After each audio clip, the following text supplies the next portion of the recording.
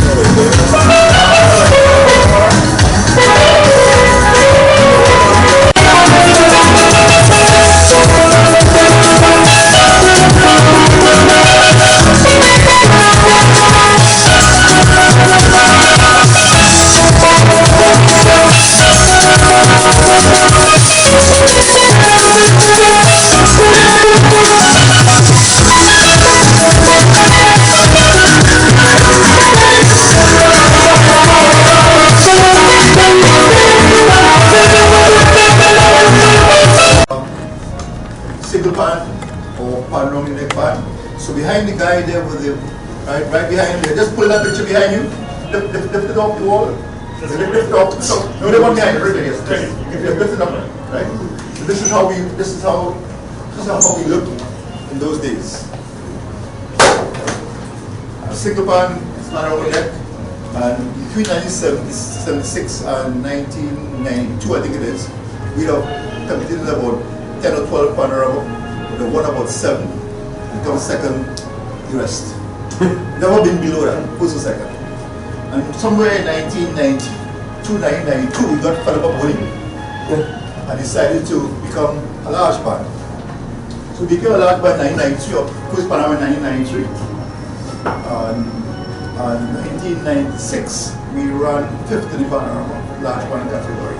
We did the likes of the Desperados and other big bands. So in a 3-year period, we transformed from a small band to a large band. I was right up there and I've been consistent. And in the year 2000, we won the first World Steel Band Festival. We had bands from NIU, NIU, London, Switzerland, Europe, North America, the Caribbean, competed for the first time in a World Festival in Trinidad. Including the Desperados and the Renegades and the All-Stars and the Phase 2 and Skiffle One. And then we had that display right there, the young lady had down the black there. Has all the players who played with us that year, including a gentleman by the name of Duane Stewart, who played with us as a tenor player. Very young upstart with the name of Duane Stewart. Upstart. Yes. You see his name there. He's like one of you, your side at the time. That was 2000, that was 20 years ago. So we have a phenomenal record, we have been very consistent. There are 3 major competitions in Trinidad: panorama, festivals, and a show called Pan in 21st Century. Those are 3 major shows. The only man have won all 3 is Desperados. The only man have won all 3. Only band. We have a first in the World Festival, a couple of second in the World Festival, a first in the 21st century, a second in the 21st century, and a second in the panorama. Just one step away to be alongside those brands. So what I just said to you, will be to understand this is a very unsung, unknown band in terms of their achievement. We just know, we don't know how much we're able to achieve. We are one of the few bands with a national award, and probably traveled to probably over 30-something countries, and one of the few bands that own their own property. This property is valued for $12 million, which is about $2 million US, and extremely independent. Extremely independent, not answerable to anyone. So those are our hallmark, and just like over the young players, and very and what we do also, we change our ranges a lot. We don't stick to one particular range.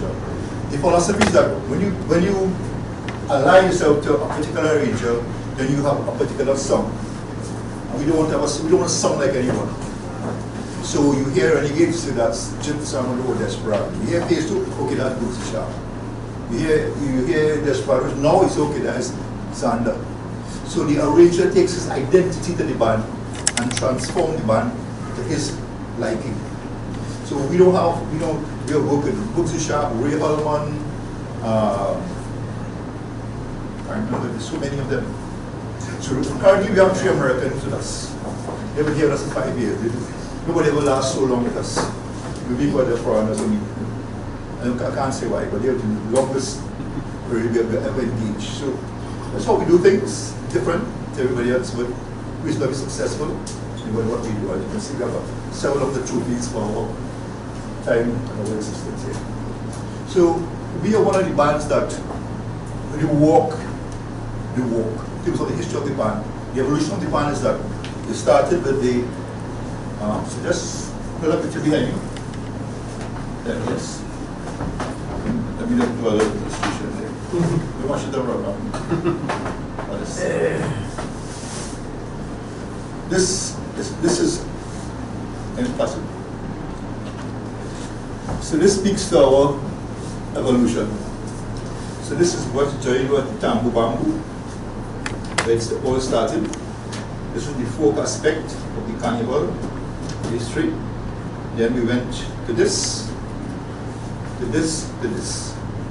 This is the modern version of the high-tech pyrotechnics and all the drama that goes on stage, which is really not a true reflection of what the art form is.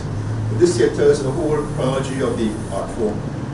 And this is what we did. So we did this probably around 1993. We did this. This is where we want to, right?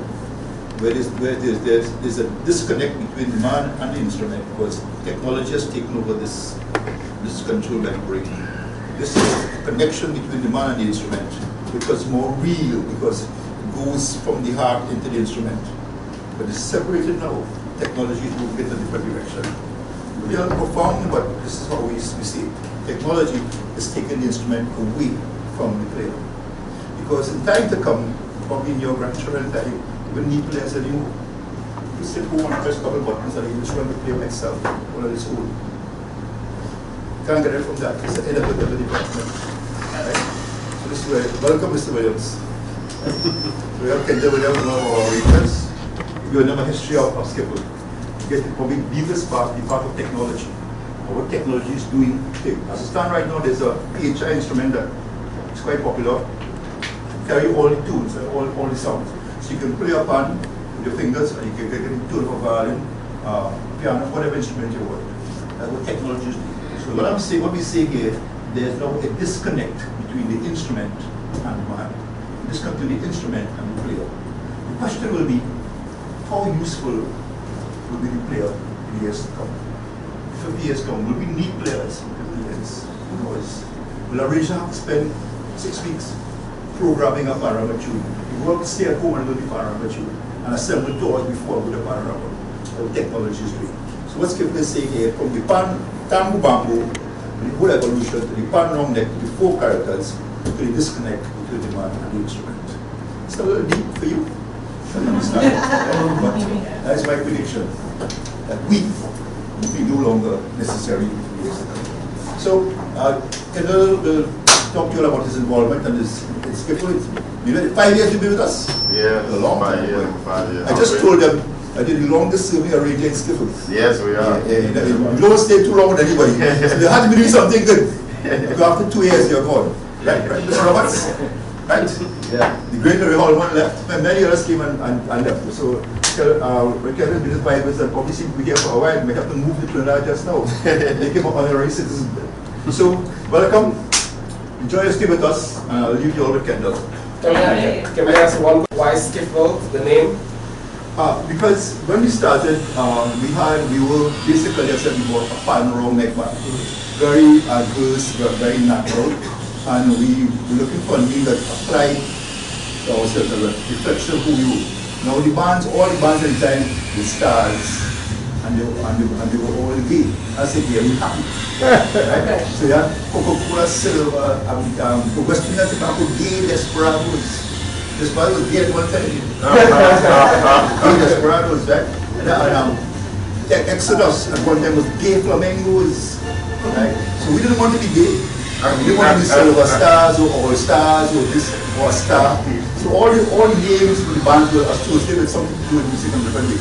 But so Skiffle really reflects people playing instruments that were man-made in terms of not conventional and designed to suit their needs. So that's what we did at the time, and we had a lot of it. And one still because we had a lot of experience with a sponsor who treated us badly. And he took away the funds from us. We just started all over again. So we said we'll stick together a bunch. And then we separated. Skiffle and bunch. But still we have one past that we got rid of the bunch because we could still get it naturally. Yeah. So we just Skiffle and Skiffle the other one. So I'm leaving the cable for hands of Canada. Tell everybody that's up in the country, you come to San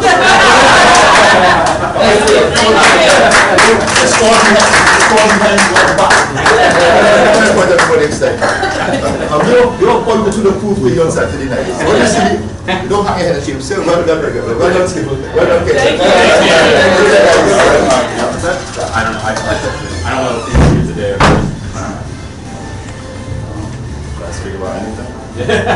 Is there anything you guys want to know before we get started? Anything you're interested in? Why don't you just like give them I don't think they're really familiar with you and what you do. And okay, so I'm Kendall Williams. I'm one of 3 arrangers for Skiffle. As Junior mentioned, this is our 5th year here. Having a trio arranged for a group is not very common. It's been sort of done before, maybe once or twice. Desperados has had a trio arranged, I think once or twice, like I said. But this is very uncommon. The other thing that's kind of unique about our situation is that in New York, we all live and compete against each other. So to come here and have to work together, it's a different experience. And some people don't really know what to take of that, or how it all works. It's fun for us. We've been friends for a really long time, so working together is kind of real easy. We hang out all the time, so it just kind of makes our interaction that much easier. Again, Junior said we've been working with the band for 5 years. It's the longest that they've ever had an arranger. So we feel honored that we're able to work with the group for so long and just kind of grow with the group and learn. What I found in my personal experience arranging is that the longer you're with the group, the more homey it becomes and the easier it is for people to understand each other, musicians, arrangers, so on and so forth. I've been arranging for maybe over 10 years, 15 years now, so still fairly on the new side. I've been a pan player since I was 4. Both my parents play pan, they're from Trinidad. So I grew up in the house watching my dad play tenor. I would often go to the pan yard, so being in the pan yard was a privilege. If I didn't finish homework, I could go to the yard. Those types of things, the pan yard privileges would easily be taken away if I wasn't being a good student, a good child, a good anything. So that was cool. I came up, I didn't really start studying music until late, actually. When I got to college is when I really started to take music seriously. And I went to Florida Memorial College, which was like one of the only schools in the US that you can major in steel pan and play like 5 days a week. So that was great. I went on to NYU in 2010, I believe it was, and that's where I met Josh Quillen. I don't know if most of you guys know, some of you maybe know Josh Quillen. but Josh Quillen is a very accomplished percussionist with a group called Soul Percussion. They're amazing, and they're actually here with us this year, all four of them. They may come and speak to you guys today, I'm not sure, but they'll definitely be in the Pannist later tonight. They're a great group. I met him, and he was my steel pan instructor at NYU, where I did my master's, and after NYU, I started at Princeton, which I'm currently at, trying to finish up a PhD in music composition with a focus in steel pan. So I'm trying my best to just sort of keep, steel pan, and every single thing that I do, all of my compositions are based off of steel pan, even if the end result is a saxophone quartet or a string quartet. It's all based on music that I would hear on steel pan. And so that's just my focal point. I don't really play any other instruments professionally. Of course, in school, you have to study marimba, drums. I did a string instrument, those kinds of things. So I learned my way around everything. But everything that I do has been centered around steel pan because it has just brought me so far. And that's really all I know, So I just try to put everything into steel pan. So that's just a little, I guess, kind of background of me. So we started arranging here with Skiffle in 2016. That was our first year. We actually met with Skiffle in August of 2015. There was an ICP, an International Conference in Panorama. Have any of you guys heard of that? No? Maybe one or two? Okay. So the international... The kids not so much. Okay. So the International Conference in Panorama was a world panorama that they held here in Trinidad. So they invited steel bands from all over the world. Some came from New York. There were some from, I think there was one from Virginia as well, right? Mosaic? Yeah, Mosaic. Right, Mosaic attended. There was, I think, one maybe from Australia, Japan, Switzerland or Sweden, all these different places all over the world. They all came here. I think 24 bands in total, and they all competed against each other. But it was a weekend or a week leading up to a weekend full of a bunch of information on the steel pan. They, I think, also spoke about the E-pan, which you guys should know about because the E-pan is part of the future and evolution in terms of technology and steel pan and how it's infused together. But that weekend was one of its kind. It has only happened once. Hopefully it happens again because I think it's a great experience just to see how steel bands from all over the world are able to come together. But when we came here, Skiffle was our host band, so we didn't bring any of our instruments really. We used the band, I think, for like a week.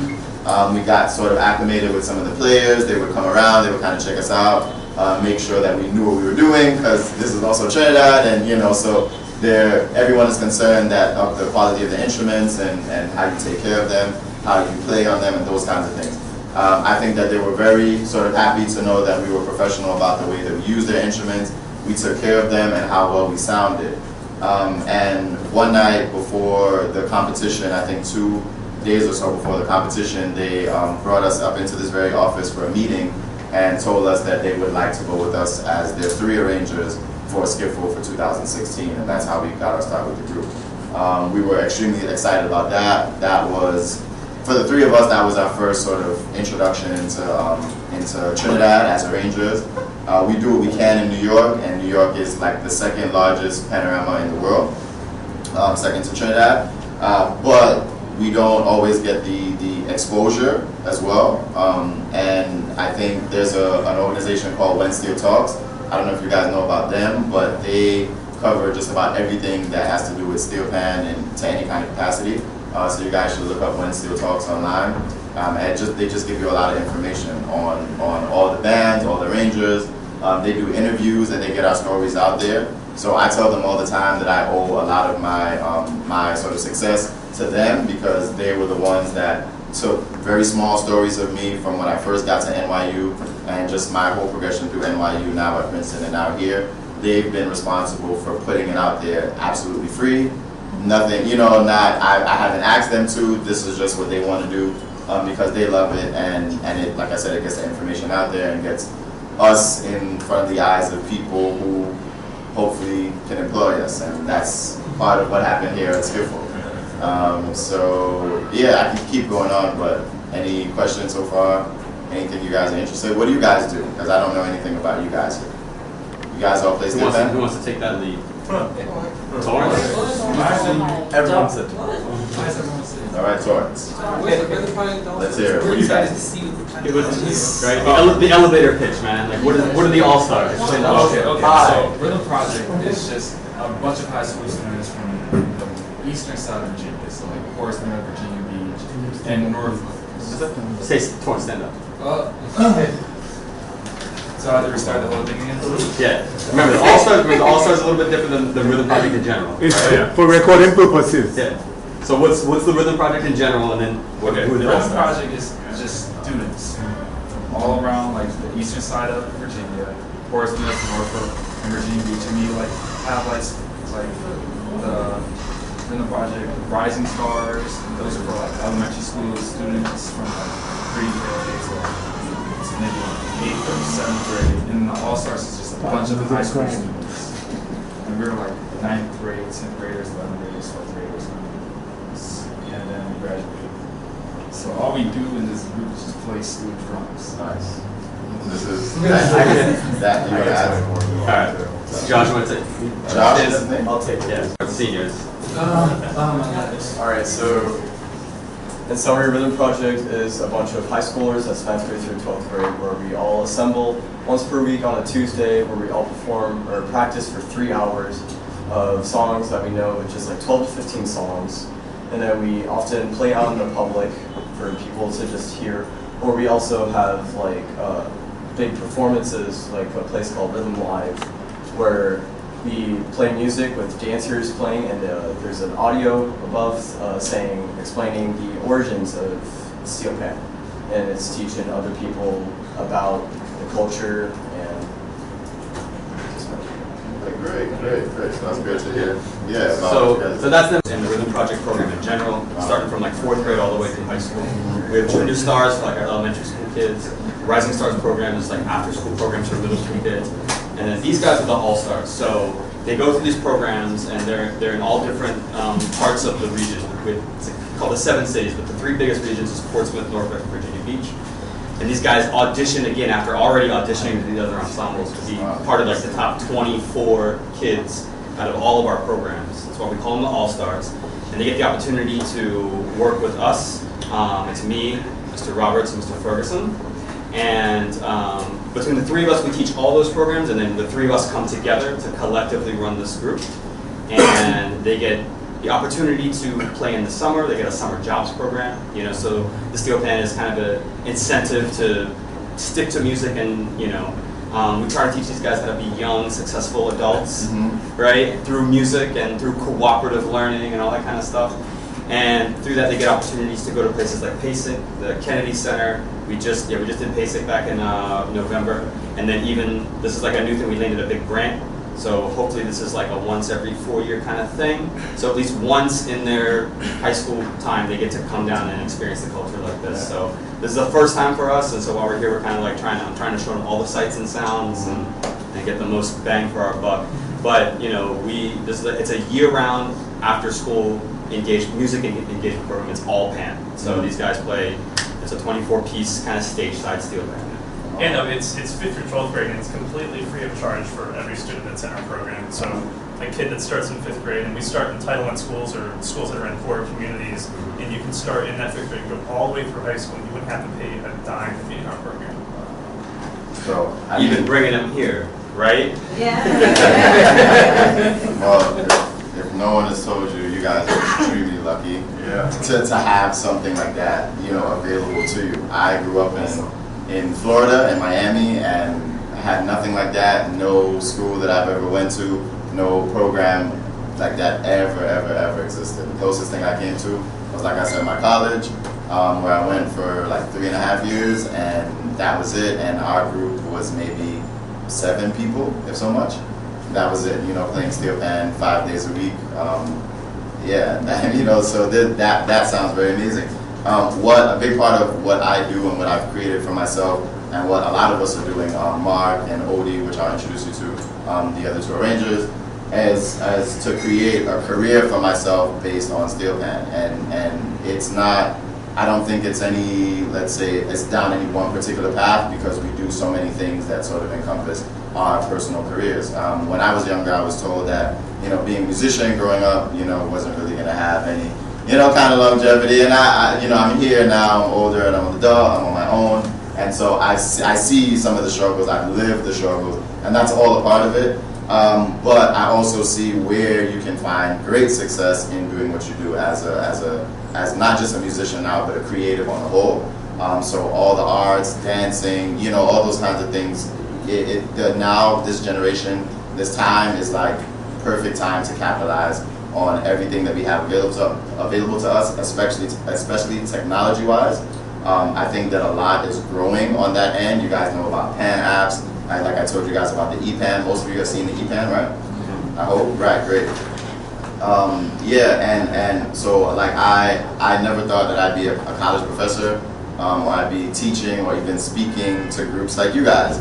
And how many of the years later, more than 30 years later, this is what I'm doing, and I can't always believe it. I actually had a class to teach back in Brooklyn today, but I'm here, and so someone covered my class, so I could be here to not only speak to you guys, but to do what I do. But this is great. I mean, Steelband has taken me quite a few places. Africa. Odie and I were able to go to Africa. Mark, you had work. Of course, you had work. Mark. But we all have lives and we all have jobs. But yeah, I mean, Steelband can really work to a lot of our benefits. I've gained all my discipline, and actually I owe a lot of my schooling to the discipline that I got in the pan yard, and from my parents, what my parents instilled in me, staying behind my pan until a break was given. If no break was given, you don't leave your pan unless you're going to the bathroom, not even to get something to eat, not even to get something to drink.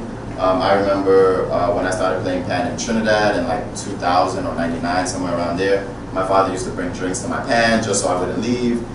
Those kinds of things, and all that just sort of helped me focus in school and know that if I can put in that time and that dedication in the pan yard, that I can do the same thing in school to be to where I need to be. And now, I have Princeton to show for it, which is great, and it's a lot of work, and anytime I feel like I might be falling off a little bit, because it happens in life, I always remember my discipline in the pan yard, and I always bring that to the school just to kind of get my mind right. But that's right. So, you have any questions for me before I introduce my colleagues? No questions? Okay, cool. Yeah, we can keep talking. It's good. It's totally fine if you don't have any questions. But yeah, so like I mentioned before, right before they came in, it's three of us, and it's an interesting dynamic. Like I said, three people working on a song together, on an 8-minute piece together, to go and compete against a bunch of other people. It's not an easy thing at all to do. It's one thing for three people to work on a song just to play for fun, but it's another thing to have to play for a competition. You have three different personalities. You also have all these amazing ideas, and how do we get the best ones in?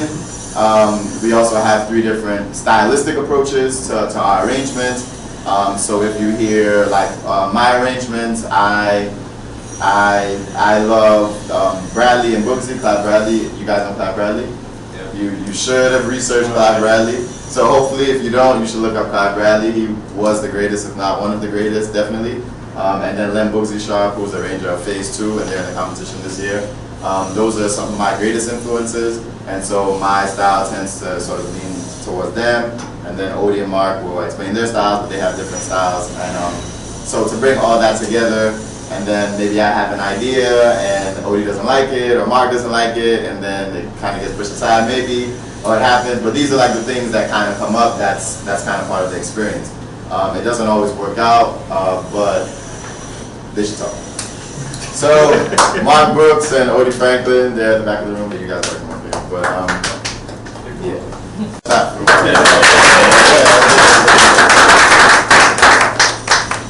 Good afternoon.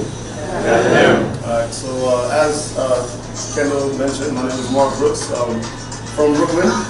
Currently, this is not my only job. However, this is something that I owe my position at my current job due to the Steelband itself. I currently work for the Salvation Army. Through that, I began just as a Steelband instructor, but now I'm an assistant administrator there. I'm running all the youth programming there, and one of the prime areas that we've had for 12 years there has been Steelband. That's something that I was able to introduce to the community. In there, nobody really knew what Steelband was, so I had to literally teach them from scratch what it was about. First year was kind of rough. Not everybody was receptive until the kids had their first performance and they were able to see what first-hand music instruction can do and how it can help increase the focus of the kids to not only perform a piece, but to do something in unison and also take the skills that they learned, as Kendall was saying, and apply it to other areas of life. I've been playing pan since 1999. It's a long time, right? I've been playing pan since then. When I first started playing, I played with an organization called Sesame Flyers. It was a youth and Caribbean organization in Flatbush in Brooklyn, New York. And from there, I went on to play with Sonata Steel Orchestra from 2001 up until about 2011. From there, in between that time, I learned to play with Steel Sensation. We've performed at the Virginia Arts Festival a few times. I think the last time we were there, we were the opening band for Renegades, and we actually did a combination piece with Duvon, which was a pretty fun task. Moving forward, we had the opportunity, I don't know if Kendall mentioned, we had the opportunity to do work with Brooklyn Steel Orchestra, where Skiffle was able to facilitate us. And through that, we placed fourth in the International Conference in Panorama. And then from there, we moved on to arranging for Skiffle. I'm not too sure if there are any specific questions you guys might have had in regard to that. But I'll let Odie give you a little bit of background information about himself as well. Hi, my name is Odie Franklin. I'm not too much of the talker like these guys here, so I'm trying to keep it short and sweet, right? But I've been playing pan from probably 1996. I'm 31 years old now. I grew up Desperados USA. Anybody heard about Desperados? Desperados Steel Orchestra. So some founding members formed, left Trinidad and formed a band here in New York. So I grew up under Desperados USA.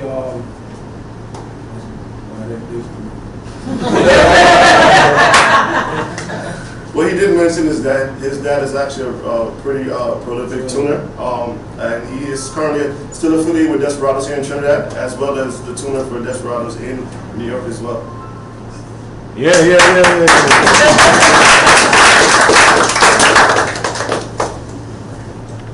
Anything? Maybe about the arranging process, dealing with Skiffle itself as a large band, anything. Jessica. So when you three work together, do you separate, do you do it in sections, like different parts of the song, like you split it up, or do you all work on each part at the same time? Secret. That's one thing that we don't really speak about is exactly how we work together. Yeah, just because people are so interested in how can three different people work on it. But we were actually working on music before we got here, which is why time, a little thing. But that's just kind of the process. But we like to sort of keep that as much of a secret as possible. I will give you the autopilot response to it, right? There's 3 arrangers, there's 1 song. Nice. Yeah, but it definitely does get tricky. But it is fun, like I said. We're all open-minded to each other's ideas and stuff like that. Just this morning, we were laughing at the fact that he tried to give me an idea while I was trying to sleep. And I was like, yeah, but that's how it goes. And that was like 5 o'clock this morning. He was up like, hey, did you hear this idea? And I'm thinking, I think I heard it. So all that's a part of the process. I think a couple of years ago, it was 2018, we had almost completed an entire arrangement. And then, yeah, it was completed. We completed an entire arrangement. We were about 5 or 6 days shy of the preliminary round of the competition. And we kind of all, as management and as arrangers, decided that we were going to change the song with only 5 or 6 days to spare. And that, I think we probably decided that like 2 or 3 o'clock in the morning after finishing a long rehearsal. And then we ended up staying up all night just to do over new music because we only had 5 or 6 days to prepare for the competition. And we ended up going on to come 2nd overall, which is the best that we've done for the band so far. And that's also the highest the band has ever come in the conventional category. And let alone with 3 foreign arrangers. Because in Trinidad it's definitely not easy. There are not that many foreign arrangers really in Trinidad. I think we make up the majority of foreign arrangers in Trinidad, being that we work together. And then there's at least one other from New York, Andre White. If you guys have never heard of him, and he's also the foreign arranger, but I don't think that there's really any other. There have been one or two from France in the past. Yeah, Andy Narell has actually worked with this group with Skiffle for a couple of years. So yeah, I mean it's not easy, but it's fun, a lot of fun. You got a question? Yeah, I got a few. Okay, no. All right, so the first one will be, I guess the first time having to arrange for Skiffle. How did they accept you, knowing that you were not, Trini born and bred? Right. And two. Well, when you say they, be specific. Are you referring to as in the band? The band? Yeah, the band. Yeah, the band. That's two different answers. Yeah, that is two different. But they as in the band. I think we had kind of a test run because right before that, when was ICB in August? Yeah, August. So it was really looking at the results from the international panorama. We came fourth overall out of 20-something bands. So I think the music spoke for itself. So we had complete respect coming into Skiffle the following year. Cool. And we were actually the highest placing international group. So we beat out most of the. I can't remember how many international groups there were, but we beat out. Nice, yeah. All the other international groups, as well as the majority of the Trinidad groups. I guess the second question would be, knowing that Skiffle has all these G bands, how does that affect the way that you arrange your music? It depends on how you choose to utilize it, to be honest. I mean, it can use it as enhancements for orchestration. How we spread the music tends to vary. Sometimes if somebody happens to peak at the score that we use, it's kind of a lengthy score, and we utilized harmonies specifically in different areas to kind of enhance certain things. But it can come at, I look at those things as beneficial, right? Some people may say it could be a hindrance, it's unnecessary, but it's all about how you use it. And that's one of the things that we kind of use to increase the power of the band itself. Those G bands are very, very powerful bands. Very. And one more question. I'm taking all the questions. Some of these kids may be interested in playing in New York Panorama. Can you, give them a heads up on how they could probably go about doing that? I don't know. Yeah, I mean, we're pretty open. Yeah, we're pretty open in New York, just because there's no sponsorship. There's a shortage, not really a shortage of players, actually, no. We're usually wanting more players, so it's always a welcoming experience. This is kind of where it gets difficult, because then you can go by his band, you can go by his band, but then I might feel offended if you go by his band, and I might tell him that I don't want to be a friend, those different types of things. So you might have to worry about that, but other than that, yeah, you're all welcome to come to New York at any point in time. It's great, Dave knows how to contact us very well. And if you're ever interested, come talk to me. The West Indian Association in New York has a big kind of like, it's kind of like a carnival, right? So they have like they have a parade and all that kind of stuff. So you get a little taste of that. So Monday morning, Labor Day, they have like a parade. They have like a Juve thing too. It's like kind of like Juve light. So you're gonna see that you'll get that here, but they do that up there. But you can do that on Monday morning and then either fly back or drive back in about 6 hours. So just something to think about. I think hopefully this will plant a huge seed. I mean, like you guys have a huge opportunity that most high school kids don't ever get a chance to come down here this early. Most people are like biting at the bit in college once they really kind of get the Pan vibe. So I got a quick question. So you guys seem to be kind of like a young, in terms of Trinidad, younger generation. You guys are more music literate. So do you guys come in with like at least an idea, hashtag of a score, and like when you get here, do you kind of go through the process of like being in the yard and doing it that way, or do you guys kind of hash it out at home and then bring the score in for the section leaders and stuff, or a little bit of both maybe? Yeah, that's kind of how it goes. We usually try to get as much of the score done as possible. Right. It also just kind of makes it easier in terms of like sending it to each other and just working on things at the same time. And you guys are all looking at the collective score together? You're right, yeah. As well as just the time, like our availability coming down here is not always the same. So sometimes I come first, sometimes Mark, sometimes Odie. I think this year or last year was like Odie was here for a while. He was almost here maybe for like a month without so he's just. You guys, how like 2 or 3 weeks, or like just the last week? How long do you guys get down here? We try to get down here as early as possible. Yeah, as much time as we can spend down here because things always change. So at any time any one of us is in the yard, especially if we're by ourselves, that just automatically means that we have to make a judgment call if something needs to change, something doesn't sound right, all those kinds of things. I remember Mark sending me a recording, and I was like, oh no, that part sounds horrible. That has to come out, some section and stuff like that. So it's always different. But that's also, I think, the good part about having us, like having a group to work with. We don't working with one band. Skiffle is huge. Like you see all the racks out there.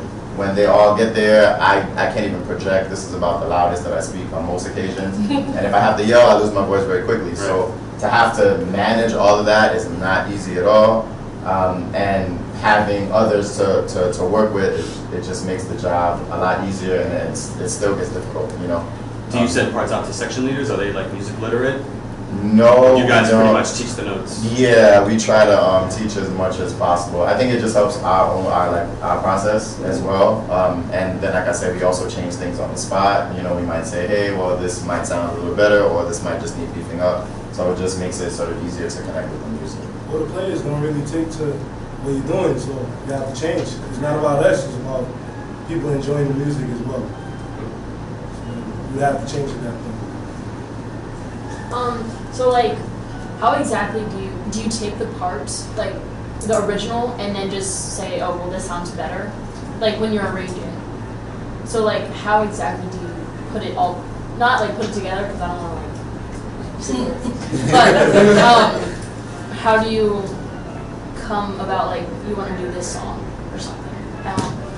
I think the song selection process here is a little bit different than in New York. And every group has their sort of different things. So in New York, for the most part, as the arrangers, we individually choose our song. In Trinidad, it kind of varies some, especially from a management perspectives. And so different groups sort of either choose their song, or they have like maybe a meeting and say, well, these are the songs that we think we like. Hey, arrangers, what do you guys think you can do the best with, or whatever, and then go from there. So it kind of varies every year. It's not really the same. And then outside of that, arrangement-wise, how do we? In terms of, arrangement-wise, we try not to internalize the song itself and look at the main characteristics that we want to push forward. And then from there, we kind of extract those things. And sometimes we'll do something and we make minor tweaks to like the verse and chorus or something like that to establish like a group, right? What is the main layer of the group? And we build off of that. And then from there, we just take it full steam ahead. When you all have conflict, when you are arranging, I know you may want to do it one way, you may want to do it separately. How do you resolve the conflict? Trust. Yeah. Is there a lead between you? Trust. There's no lead. It's really trust, and normally 9 out of 10 times 2 versus 1 would agree. And so at that point, we kind of go with the majority, and it's almost always for the benefit. You know what I mean? So. It tends to work out that way. But like he said, trust and communication is really the most important thing. Yeah. And we also have fun, like we try not to like stress anybody or anything. We have fun as a collective. So that makes the process very easy. If he's doing a section of the song, he might believe in what he's doing. We might not see it at the time, but you have to trust him, that he knows what he's doing. So and just move forward with that vibe. That's it. So what song did y'all arrange for this year? This year's piece is an interesting song called Wrong Again. So if you guys want to listen to it, the lyrics are actually kind of funny, to be honest. But with this one, what he's basically saying is like, what did I do wrong again? Why did this girl cheat on me with another guy, right? Why? And so he's like, he's almost crying. He's like, what the heck did I do wrong, And so for us, our duty is to bring across exactly what that whole interaction may be like, so that when people listen to it, they can visualize it, you know what I mean? And so from top to bottom, we started with the Young and the Restless theme. We went down into a jam that had a song called You're Looking for Horn. And so the main words of the song, Yeah. So for those who don't know, when somebody says you get horn, that means you got played, you got cheated on, right? And so with that being said, the lyrics of the song basically says, why you want to marry, you have no money, you don't have a payday, all kind of stuff. And so it's like basically messing up the guy. So if you want to know what you did wrong, this is what you did wrong. But it serves as like a conversation piece. Then when they move down, there's other elements that have been incorporated as well. There's a song called Radica that was an old time like chutney soca, and with that it says Radica, why you leaving gone. That was down in child minor, and then we take things down from there. We see, like, you know, like with a simple idea, like what the story is in the song, you can start with that and kind of extrapolate some meanings and like maybe quotes of other songs, kind of bring that stuff in. So with 8 minutes, you have a lot to work with. Sometimes you don't have a lot to work. Sometimes it goes quick, you know. So, you guys, any other questions for these guys? Anybody ever tell you like Zetovan? Who? Zetovan. Who's that? The producer. Zetovan. You? Me? Oh. I'll look it up. I'll look him up. Yeah. Any other questions? Oh, we appreciate it, man. Thanks. Yeah. Thanks so much.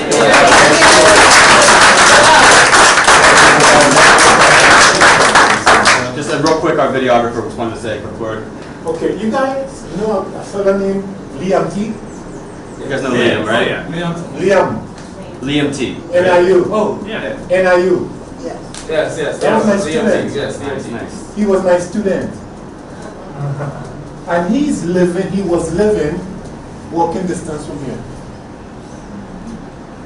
His sister played pan too. He was my student at Pleasantville Senior Comprehensive School. I managed the band. You know who the arranger was? Deceased. Right? No. Ken, Professor. No, Fillmore. Who's over? Yeah. He reached over. Player. Yeah.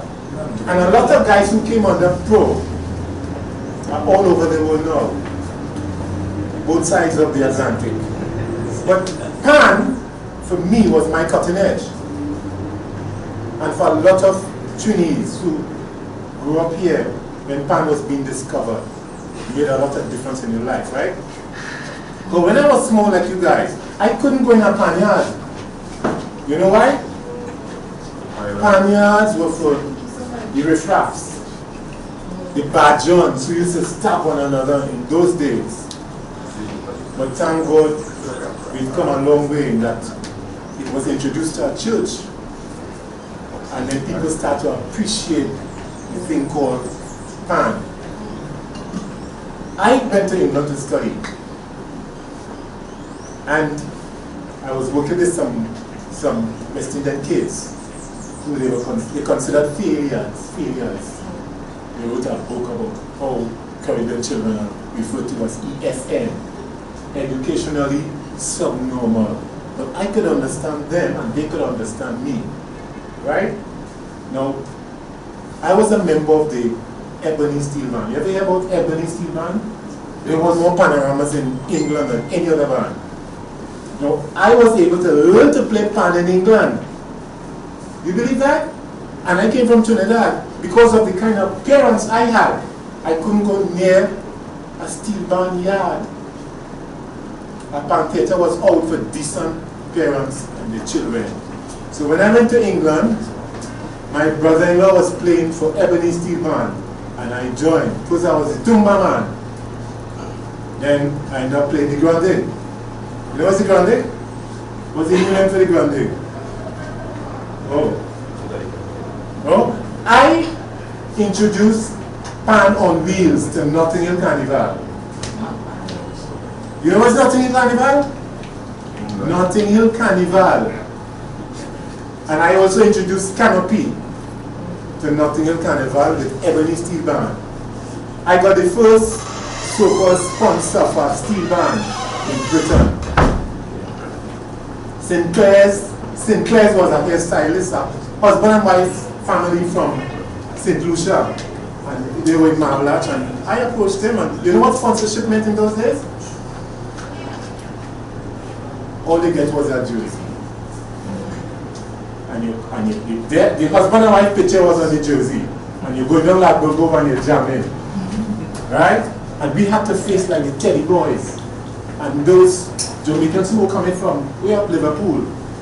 And the problem we had in Nottingham Carnival is that they were the Rasta blasters on the side of the road, and they were jamming.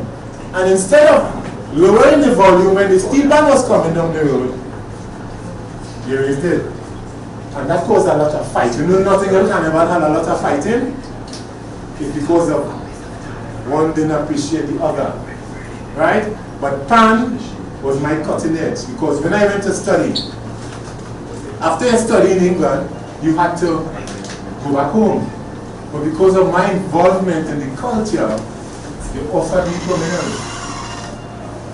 But England was cold, still cold. And then I got an opportunity to go to Nigeria. So I was teaching in England, and I went to teach in Nigeria.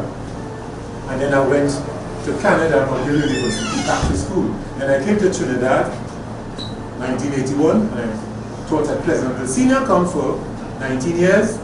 Then I went to a place called Botswana. You know about Botswana? Diamond Rich.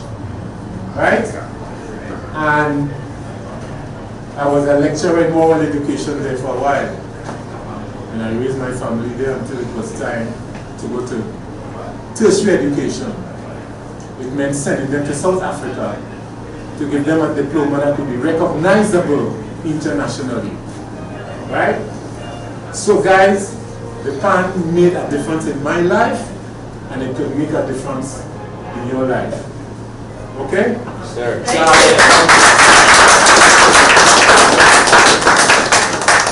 So